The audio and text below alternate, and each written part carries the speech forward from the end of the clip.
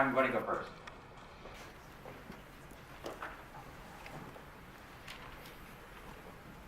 Thank you. Great panel. Brian Pomper, Income. Nice to see you all. A lot of the discussion today has focused on Mexico, not entirely, but a lot of it has been. And there's been some reporting that the administration may try to make a NAFTA renegotiation mostly about Mexico, kind of winking at Canada. Hey, it's really not about you, it's about Mexico. My question for you is if that would be, from your perspectives, a politically feasible approach in the United States, and particularly with respect to you, Michael, in the ag industry. I wonder how the ag industry would feel about a NAFTA renegotiation that largely left Canada untouched. Well, thank you, Brian. For those who don't know Brian Pomper, one of the best trade experts in Washington, D.C. So thank you, Brian, for the question. For us, obviously, we want to see Canada be a major part of any renegotiation for dairy. And we are working on their concerns about Canada, whether there's renegotiation or not, because we have significant issues, and they boil down to market access in Canada and excessive tariffs or TRQs on our products like yogurt and ice cream. So we're going to be pushing to preserve what we have with Mexico and aligning with Mexico on the current arrangements we have on trade, and we're going to be pushing on the Canadian side for greater market access. Bill, you are up next. Hi, Bill Lane, and a great panel. Let me, first of all, correct one thing. I mean, there was no internet when we negotiated NAFTA, but we really were proud because fax machines had come out. And they're really cool, and you know, I don't know if a lot of you know this or not, but CC actually stands for carbon paper, or carbon copy, and we were getting rid of carbon copies. And that was another big deal, you know, as far as Xerox machines and whatever. So it was cutting edge. My question to you is regarding your customers. You know, to make all this protectionist stuff work, we've got to raise prices. And particularly, it seems strange that we're picking the two countries that are the greatest consumers on a per capita basis, well, on any basis, of American products. Our number one and our number two export market are Canada and Mexico. You put them together, 150 million people out of 7 billion people that live outside the U.S., and they consume 1/3 of our exports. It's pretty good. Put another way, the average NAFTA consumer buys 38 times more products than the average Chinese consumer of American products. So I want you to think about your customers. If we're going to raise prices a lot, 35 to 45%, I guess that's the starting position as far as the tariffs.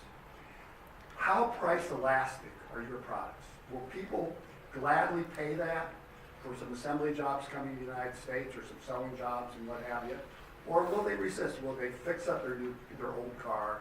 Will they keep the old electronics and what have you? The elasticity of your products and the fact that we're going after our two biggest customers of American products. I've been volunteered, but there's no one I'd rather respond to than Bill Lane. Great question, Bill. And from the perspective of perhaps the appliance consumers, you know, it's a function of price and quality, many factors, options, bells and whistles, performance. So at the end of the day, it isn't just price, but I don't see anything but an opportunity actually to keep the prices competitive. At the end of the day, it's not,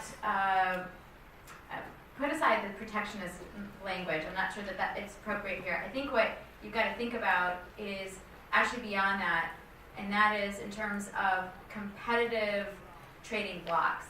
And I think the biggest fear for me as someone who cares deeply about free movement of goods is how do we preserve the right for this hemisphere to compete globally? And there are some enhancements that need to take place in the supply chain and in the trucking. Yesterday I got a note about products, you know, Canada's our biggest market. We've got trucks at the border going through new bioscreening. Those are the types of issues that inhibit the movement of goods and cost us money and are something that ultimately would get passed through. So I actually think that there's an opportunity to get it right and to be competitive and maintain prices where they are.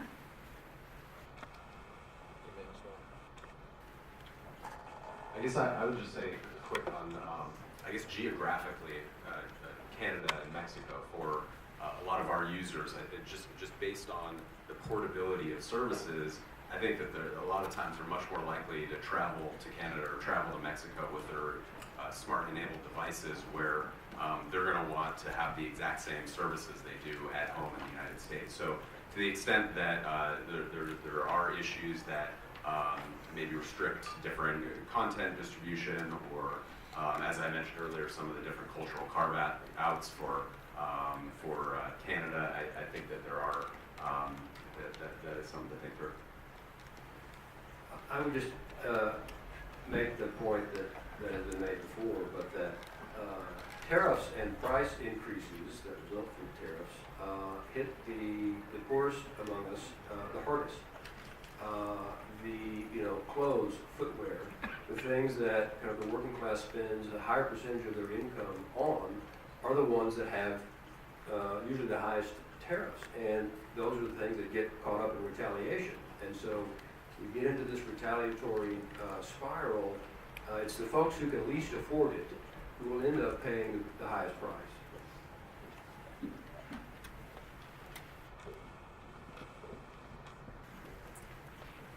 Thank you. Eric Coolish, American Shipper Magazine, and its Adam Smith Project. Two questions. Just curious if you could go into more detail about what manufacturers like Whirlpool are looking for in any potential NAFTA renegotiation. And then, haven't we kind of renegotiated NAFTA with the Trans-Pacific Partnership? Wouldn't that have implemented a lot of things that we seem to be wanting? I think that question actually, your second question may have answered your first question, and we were proponents of the Trans-Pacific Partnership. There were a lot of really thoughtful chapters in that agreement, and I think it's something that should be leveraged as we look at NAFTA, not only, as I mentioned, the rules of origin, but in IP and other very relevant components. There are border issues, there is transportation issues, there are a number of areas, labor mobility I have on my list, mutual recognition of standards and testing bodies, so a plethora of opportunities, if that helps answer your question. There, and then there. We got three over on this side. You go ahead first. Thank you very much. I just wanted to see if you could comment a bit, given the fact that the President of the United States has said he intensely dislikes NAFTA but has never been specific about what he dislikes, and the only thing he has mentioned is increasing tariffs, things are looking pretty dicey. I wonder if you're communicating with your employees too, and what is the strategy to have this more intelligent renegotiation? Because if TPP has already been shut down, and that was what a lot of that content implied, how are we going to get around this politically, and what are you as companies doing to ensure the more positive outcome?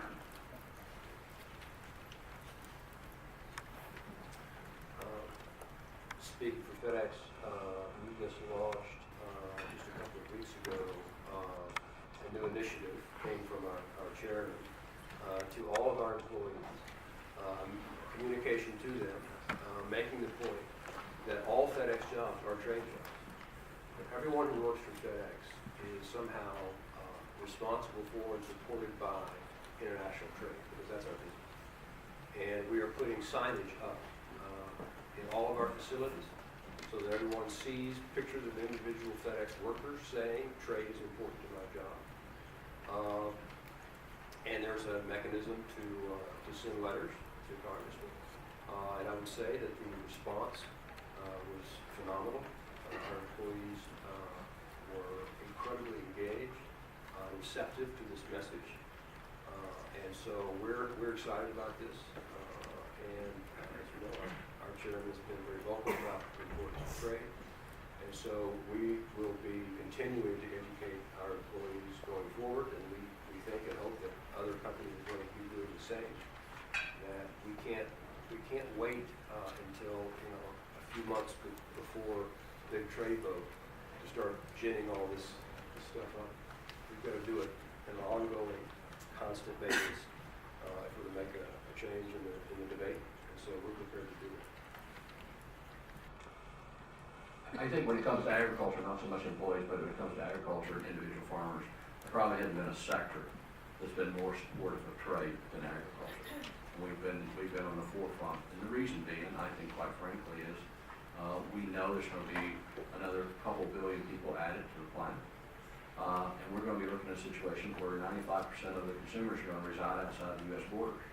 So we're going to need trade. I think another aspect to your question, obviously in the last election, there are a lot of people that feel differently about that.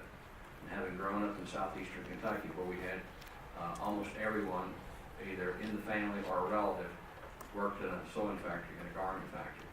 And those were gone almost overnight. Now, I'm not saying that's a good thing or a bad thing. I'm just saying it happened. And if you talk to the people who did those jobs, and I think that was a point made in the previous panel, to those people, it's a real serious issue. And some of those new jobs that have been created, and many new jobs have been created, they haven't all been recreated in the same geography. And so clearly, there was a message in the last election that there's concern about job loss, and whether right, wrong, or indifferent, it's been equated to trade. And I think there are lots of factors with job loss. Automation, new technology for one. Instead of packing boxes and lifting boxes as your job now is probably to repair a robot that does that 24/7.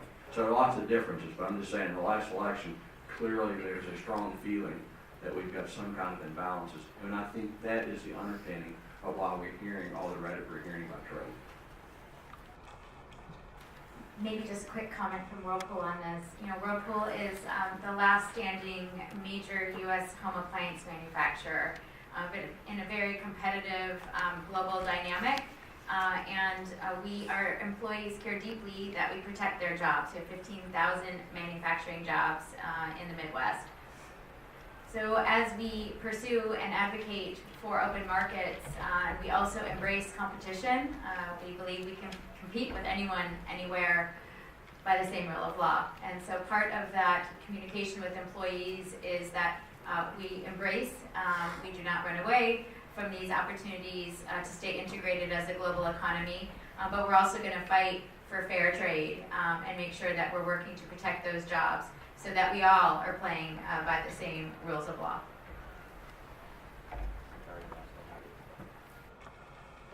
Nelson?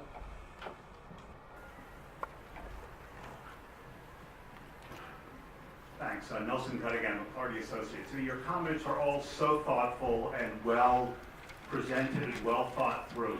Any traditional trade negotiator would be crazy not to be sitting down with you and getting input before rolling out new trade negotiations. So let me ask the question that I asked Thea Lee. Do you all feel that you have input into the administration, meaningful input and a dialogue with those who are going to be doing whatever they're going to be doing with NAFTA? We are working at that. Yes, we have input today.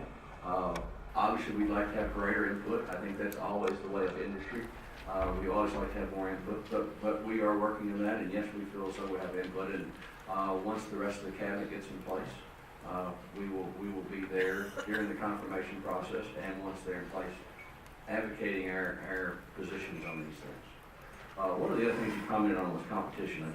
We had our major dairy meeting end of January, I guess last week or 2 weeks ago, and I heard something there that really struck with me, and that is that competition spurs innovation, and policy picks winners and losers. And I think competition is extremely important, and to echo your comment, that's where our innovation comes from. And we have to continue to innovate, and we have to continue to compete. And I would just say we're looking forward to engaging with the new administration and whether it's Commerce Department, USTR, otherwise. I think we're ready to do that. But I do think we would be remiss to not mention that transparency ended up being such a big issue in the Trans-Pacific Partnership, and a lot of the opposition groups ended up using that as a real wedge in terms of whether they could support the deal or not. So I would just say from our perspective, we hope that as this negotiation or others are looked at, that there is a real big effort put into public consultation, working with civil society groups that may not have been included in past negotiations. I mean, our industry, we're relatively new to all this, the trade world. So it's, just in the TPP was really the first time that our industry really thoroughly engaged on a whole wide range of issues. So I think that not only is it bringing in new industries, new sectors, but it's also making sure that the public is kept apprised of what's going on. I'm going to take a brief moderator's prerogative, I guess, or whatever you call it. I think as this administration starts to put the senior people and then the next ranks of people in, obviously this is a time to strike. You make the cookie dough while you're preheating the oven, not once the oven's hot, right? I mean, you need to get in and do the education and get the understanding. This is a very different administration than past ones. It's not just simply an Obama versus Bush administration fight over whether a trade agreement should have higher labor standards or something. This is a completely sort of different divergence in a lot of ways if we go on what we've heard on the campaign trail and whatnot. And so I think every industry, every sector, every trade association that's interested in preserving what we have here in NAFTA, what we had in TPP, which was a pretty good agreement, I think, in most sectors' views, even ours, you need to be able to preserve that and sort of push forward. So I think that education is more important now than in the past. And then by the time the people who actually know what's going on are in place and are starting to make the decisions, they'll at least be a little bit better off understanding how much there is to it if you go to a grossly protectionist, throw up the barriers, resurrect the bodies of Smoot and Hawley or whatever, and go down that road. Because there's some fairly determined comments that have been made by folks on the transition and then during the campaign. So I think it's important on everyone in this room to go out and make sure that education is done on behalf of their company, their association, their sector, so that there's an understanding and awareness of things once they start to have this conversation. So, yes. You first, Jess. You've been waiting. Thanks so much for the comments. This is Sahara, please, from Stewart and Stewart. You talked about the role institutions can play in retraining workers. I was wondering if there's a role industry can play in that regard and what that role could be and if that's going on, and if you could just be more specific about your work in that area. Thanks.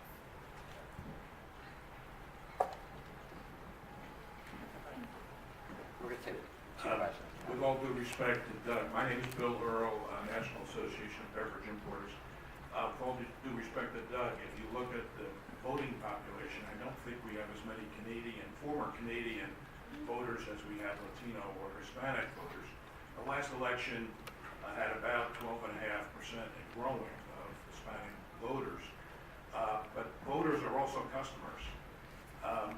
As we see perhaps the tipping point coming and that segment of the voting population being more important, how do you relate to those voters in the context of this NAFTA question? And it means kind of a sharp stick in the eye of that Hispanic voting population. Perhaps I could tackle the adjustment questions that you asked and the institutions keeping up. And also give some credits to Nelson for asking a really important question. I'm a traditionalist in that I'd love to see some due process in terms of the 90-day layover with Congress, but also an issuing of a Federal Register seeking industry and agricultural input. That is the best way to collect data and methodically, examine priorities. But I also think that in this new era that I referenced of a knowledge economy, we're also going to have to be telling our stories out in the public and really telling our stories in a way that resonate not just with our employees, but with our communities on the upside of trade and of the areas where we need to make adjustments in communities. So in the public side of the equation, trade adjustment assistance and those types of initiatives, stronger enforcement bodies. I can't tell you how many times Commerce has come to us in years and said, we don't have enough staff to do a cost verification. We're not properly allocated and set up to deal with these agreements. We've got to update our organizations to keep up with our aggressive trade agenda. On the private side, one of the areas that we're exploring, and I think many companies are doing this in their communities, is working with worker training programs and community colleges to look at what is the next generation of employees that we need to hire, and getting in early, even in high schools and in the first couple years of college and community college, to train in particular trades.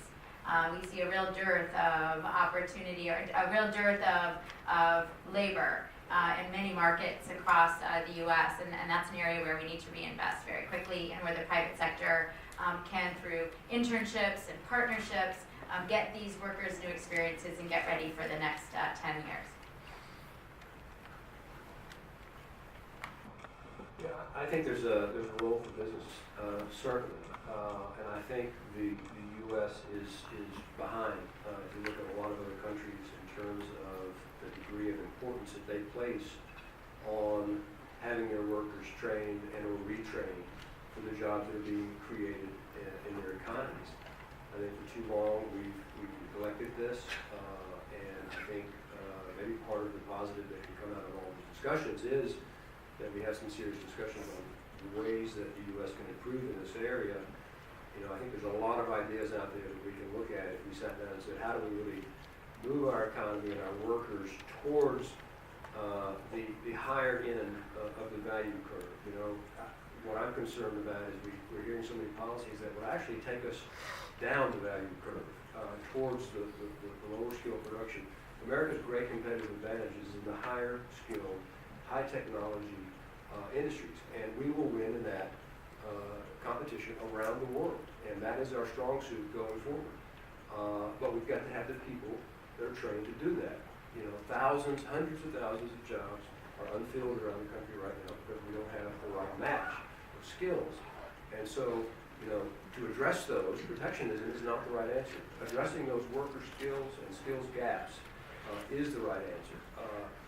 I think Denmark, I heard Bill Reich give this example. Denmark has a program where it is a public-private partnership. The government will give money to retraining institutions, whether they're private or educational institutions. They pay them 25% up front, and they don't pay the remaining 75% until the person that's going through the retraining gets a job. And we've never tried things like that. I think there's a lot of things we can do to improve in this area, and I think we should. Well, I think with that, we're going to wrap up. I want to thank our panel. Thanks for all your perspectives and your insights. I want to remind everybody we're going to have another event in this room again just a week from today to do a deep dive on China trade. I think we'll have a vigorous debate and discussion like we did today. And of course on March 3rd with the Congressional Trade Council. We look forward to seeing all of you at future events. Thanks again to the panel.